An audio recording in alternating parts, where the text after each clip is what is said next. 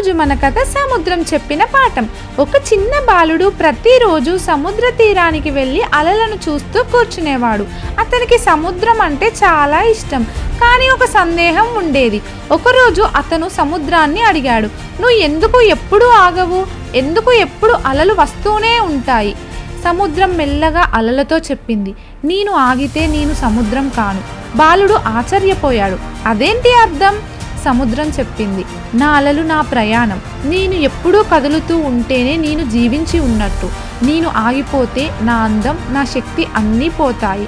ఆ మాటలు బాలుడికి బాగా అర్థమయ్యాయి. అతను జీవితాన్ని గుర్తు చేసుకున్నాడు. తన కష్టాల వల్ల మధ్యలో ఆగిపోవాలి అనుకున్న రోజులు గుర్తు వచ్చాయి.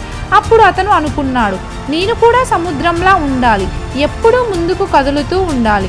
ఆ రోజు నుంచి బాలుడు ఎప్పుడూ ఆగలేదు.